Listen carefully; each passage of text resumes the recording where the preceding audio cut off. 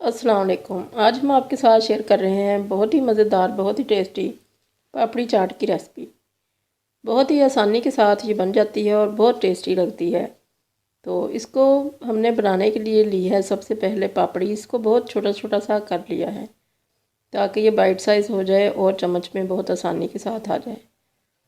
तो इसको एक साइड पे डाला है और एक साइड पे हम डाल रहे हैं चने का सालन। ये है पूरियों के साथ जो हमने सर्व किया था, आलू और चने वाला सालन। तो ये बहुत मज़े का लगता है इस पापड़ी चाट के साथ, पापड़ी के ऊपर। तो ये हम ऊपर इसलिए नहीं डाल रहे कि सर्विंग तो हमने अभी करनी है मगर फिर भी ये सोगी ना हो जाए। तो अब इसके ऊपर हमने बारीक कटे हुए प्याज डाल दिए। बहुत क्रंची अच्छे लगते हैं ये प्याज।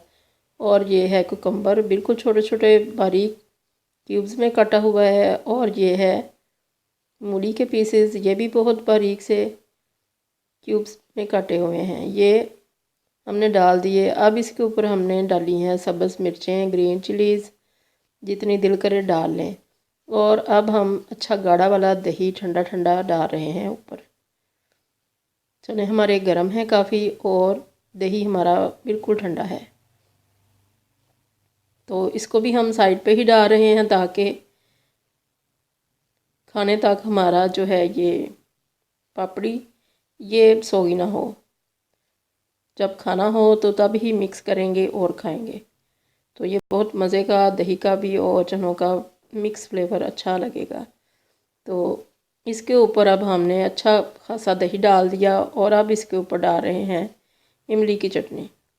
इमली की खट्टी मीठी चटनी ये भी आपके साथ शेयर कर चुके हैं। सारी चीज़ें घर में हों तो ये चाट बनानी बहुत आसान हो जाती है।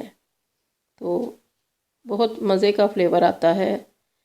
ये चाट जो है ये इस इमली की चटनी के बगैर बिल्कुल अधूरी है। तो आखिर में हमने इसके ऊपर चटनी के बाद डाला है ग्रीन चटनी थोड़ी थोड़ी सी, और ग्रीन कोरिएंडर, सब्ज़ धनिया और पुदीने के चंद पत्ते। तो ये हमारी चाट बहुत अच्छी सी मज़ेदार सी तैयार हो चुकी है।